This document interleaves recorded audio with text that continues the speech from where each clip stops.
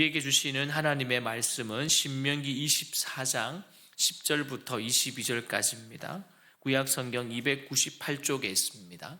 신명기 24장 10절부터 22절까지 우리 함께 읽겠습니다. 내 이웃에게 무엇을 구워줄 때에 너는 그의 집에 들어가서 전당물을 취하지 말고 너는 밖에 서 있고 내게 꾸는 자가 전당물을 밖으로 가지고 나와서 내게 줄 것이며 그가 가난한 자이면 너는 그의 전당물을 가지고 자지 말고 해질 때에 그 전당물을 반드시 그에게 돌려줄 것이라. 그리하면 그가 그 옷을 입고 자며 너를 위하여 축복하리니 그 일이 내 하나님 여호와 앞에서 내 공의로움이 되리라. 곤궁하고 빈빈한 품굿은 너희 형제든지 내 땅 성문 안에 우거하던 객이든지 그를 학대하지 말며 그 품삯을 당일에 주고 해진 후까지 미루지 말라. 이는 그가 가난함으로 그 품삯을 간절히 바람이라. 그가 너를 여호와께 호소하지 않게 하라. 그렇지 않으면 그것이 내게 죄가 될 것임이라. 아버지는 그 자식으로 말미암아 죽음을 당하지 않을 것이요 자식들은 그 아버지로 말미암아 죽음을 당하지 않을 것이니 각 사람은 자기 죄로 말미암아 죽음을 당할 것이니라. 너는 객이나 고아의 송사를 억울하게 하지 말며 과부의 옷을 전당 잡지 말라. 너는 애굽에서 종되었던 일과 내 하나님 여호와께서 너를 거기서 속량하신 것을 기억하라. 이러므로 내가 내게 이 일을 행하라 명령하노라. 내가 밭에서 곡식을 벨 때에 그 한 뭇을 밭에 잊어버렸거든 다시 가서 가져오지 말고 나그네와 고아와 과부를 위하여 남겨두라. 그리하면 내 하나님 여호와께서 내 손으로 하는 모든 일에 복을 내리시리라.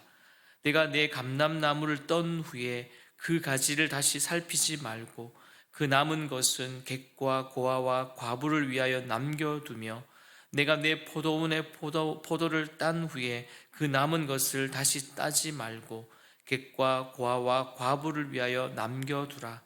너는 애굽 땅에서 종되었던 것을 기억하므로 이러므로 내가 내게 이 일을 행하라 명령하노라. 아멘. 신명기 24장에는 여러 주제에 관한 법률이 기록되어 있습니다. 결혼과 이혼, 또한 전당물과 담보, 그리고 백성들 간의 상호 존중에 대한 내용입니다. 오늘 본문은 두 번째인 법인데요, 전당물과 담보에 관한 것입니다. 핵심적인 내용은 누군가의 도움을 필요로 하는 이들은 배제가 아니라 배려의 대상자이다. 그래서 약자를 보호하는 중심으로 서술이 되어 있습니다. 내용을 보시면 세 가지의 행동을 요구합니다. 먼저 돌려주라, 그리고 미루지 말라, 마지막으로 남겨두라. 첫째로 돌려주라. 여러분 10절부터 13절에 보니까요, 전당물, 히브리어로 보니까 아바트라고 되어 있는 이 히브리어 전당물은 용어가 오늘 명사와 동사로 해서 계속 반복적으로 사용하고 있습니다. 그러니 전당물과 담보는요, 빌리는 사람이 빌려주는 사람에게 임시로 맡겨두는 값어치 있는 물건이 담보나 전당물 아닙니까? 물론 돈을 빌리는 사람은요, 특정한 제도가 없다 할지라도 어떻게 돈을 갚아야 될 책임을 지지만 오늘 하나님은 특별히 놀랍게도 전당물과 담보를 취득한 사람을 위한 규정을 만들어 주셨습니다. 근데 내용을 보면 하나님의 의지가 잘 드러나고 있습니다. 저는 보십시오. 한 사람이 다른 사람에게 돈을 빌려주는 경우에, 즉 채권자는 채무자의 집에 들어가서 담보물을 취할 수가 없었습니다. 그리고 이 규정은 매우 중요한 의미를 담고 있습니다. 여러분 13절 말씀을 다시 읽어볼까요? 시작. 해질 때에 그 전당물을 반드시 그에게 돌려줄 것이라. 그리하면 그가 그 옷을 입고 자며 너를 위하여 축복하리니 그 일이 내 하나님 여호와 앞에서 내게 어떻게 해요? 공의로움이 되리라. 아멘. 밖에 서서 기다릴 뿐만 아니라 13절은요, 해질 때까지 어떻게 해요? 그 전당물을 반드시 그에게 돌려주라고 명령합니다. 여러분, 담보를 제공한 채무자가 생활을 위하여서 담보물을 필요로 할 때는요, 채권자는요, 당연히 담보물을 어떻게 해요? 돌려주어야 했습니다. 여러분, 성경에서 이 겉옷, 그 당시에 겉옷은요, 상징적인 의미와 실용적인 역할을 함께 하고 있었습니다. 겉옷. 그리고 의복은 면전은 몸을 보호하는 역할과 함께 신분과 명예를 나타내는 아주 중요한 요소였지요. 여러분, 남루한 옷을 입고 있다면 우리는 그를 어떻게 평가할까요? 당연히 가난하다. 맞죠? 가진 것이 별로 없겠다. 그러나 좀 반짝반짝거리고 색깔 있는 옷을 입었다면요, 나름 부유하고 넉넉하다, 이렇게 생각을 할 것입니다. 맞습니다. 의복은 그 당시에 신분이나 명예를 상징할 뿐만 아니라 그 의복은 한편으로 실용적인 역할에서는요, 어떻게 했을까요? 없는 사람들은 그것이 마치 이불처럼 자기의 몸을 보호하는 아주 중요한 그런 담보물이 되었지요. 그런 역할을 하였습니다. 그러니까 합리적으로 생각해 보면 오늘 어떻게 보면 이해가 되지 않는 요구이지만 그것은 가난한 자들의 권리를 보장하는 것이었고, 또한 그에게 길을 열어주고 또한 쉴 곳과 설 곳을 마련해 주는 것, 그것이 하나님의 공의로부터 드러나는 그런 하나의 법률이 되었다는 사실입니다. 사랑하는 성도 여러분, 어떠합니까? 오늘 여전히 약자의 배려가 절실하게 필요한 시대에서 우리는 자발적으로 행동하고 있으십니까? 가난한 자를 볼 때에, 그리고 어려운 자를 볼 때에 여러분의 마음은 어떠하십니까? 그리고 여러분은 어떠한 행동을 하고 계십니까? 야고보서 2장 16절은 우리에게 잘 알려주고 있습니다. 너희 중에 누구든지 그에게 이르되 평안히 가라, 덥게 하라, 배부르게 하라 하며 그 몸에 쓸 것을 주지 않으면 무슨 유익이 있으리요? 아멘. 첫 번째 우리에게 요구하는 것은 돌려주라는 것입니다. 두 번째는요, 무엇입니까? 미루지 말라입니다. 미루지 말라. 여러분, 이스라엘 사회에는요, 부자와 가난한 자가 함께 어울려 살았으며 또한 외국에서 온 사람들도 역시 함께 살았습니다. 그러다 보니까요, 부유한 사람은 가난한 사람들을 비하하고 또 자국민들은 외국인에 대해서는요, 늘 곱지 않은 시선으로 보는 경향이 많았다고 합니다. 하지만 하나님은 그런 부유한 자들을 향하여서 이렇게 말씀하십니다. 14절 말씀해 보니 공궁하고 빈한한 품꾼은 어떻게 해요? 너희 형제든지 내 땅 성 안에 우고하는 객이든지 그를 학대하지 말며라고 되어 있습니다. 여기서 빈한한이라는 여러분 용어 좀 잘 모르는 용어 아닙니까? 익숙하지 않은 용어죠. 찾아보니까 빈한하다라는 이 용어의 뜻은요, 살림이 가난하여 집안이 쓸쓸하다라는 뜻입니다. 그러니까 먹을 때 거리가 없는 것, 정말 가난하다는 뜻이죠. 품꾼은 정말 가난하다. 그러니까 가진 것이 없어 힘든 이들에게는 오늘 이 14절은요, 아마 훈훈한 소식이었을 것입니다. 그래도 빈번히 일어나는 것이었기 때문에 오늘 그 당시에 이런 일들이 빈번하기 때문에 더 강력한 메시지를 우리에게 던져주고 있습니다. 우리 15절 말씀 함께 읽습니다. 시작. 그 품삯을 당일에 주고 해진 후까지 미루지 말라. 이는 그가 가난함으로 그 품삯을 간절히 바람이라. 그가 너를 여호와께 호소하지 않게 하라. 그렇지 않으면 그것이 내게 죄가 될 것임이라. 아멘. 여러분, 만약 가난한 사람이 일을 하고도 품삯을 받지 못하고 고통을 당하게 되면 하나님은 그들의 어떻게 해요? 울부짐을 들으시고 부자에게 책임을 물으신다는 것입니다.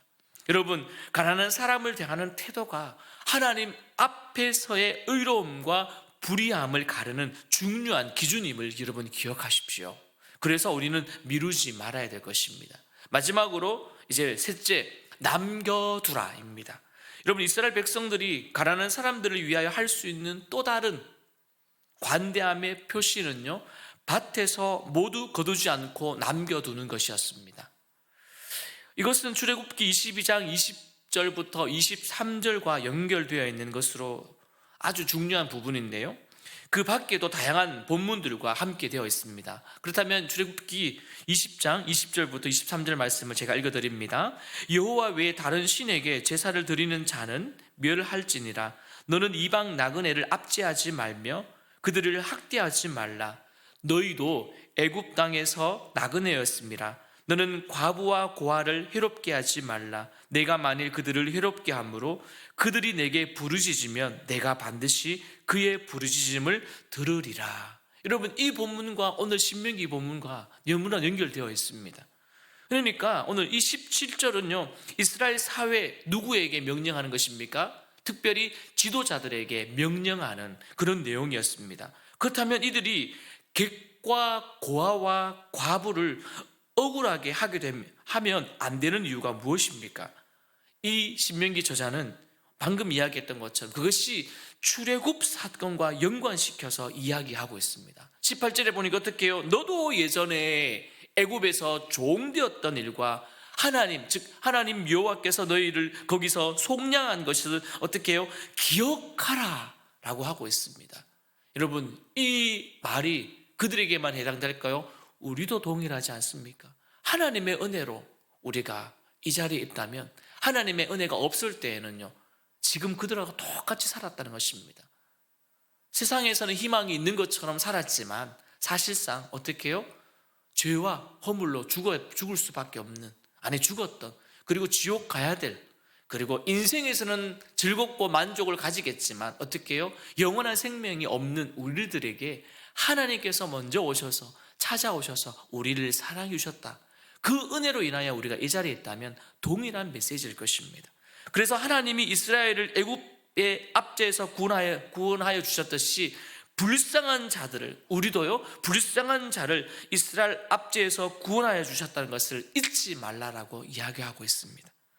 그리고 이어서 어떻게 말합니까? 그렇다면 여러 포도원의 주인이 포도 열매를 딴 후에도 남은 것이 있는지 확인하지도 말고 밭에 나가서 한 뭇도 놔두어 주고, 그래서 어떻게 해요? 그것이 이방인과 고아와 과부를 위하여서 그들이 먹을 수 있도록 양보하라고 말씀하십니다. 사랑하는 성도 여러분, 어떠하십니까? 오늘 사회적으로 궁핍한 사람들이 최소한의 생계를 유지할 수 있도록 오늘 성경은 그렇게 법으로 정해 주었습니다. 이처럼 하나님의 나라는요, 힘없는 자들이 권리를 빼앗기지 않고 오히려 함께 우리와 동등하게 어떻게 해요? 살아갈 수 있도록 해주는 것이 하나님의 나라 아니겠습니까? 이것이 본래 여호와의 일이었지만 이제는 이스라엘의 일이 되었고 또한 우리의 일이 되었습니다. 이스라엘이 종되었을 때 여호와 하나님께서 속량하셨듯이 이스라엘은요, 자기 주변에 있는 불쌍한 자들이 종으로 전락하지 않도록 돌보아야 했습니다.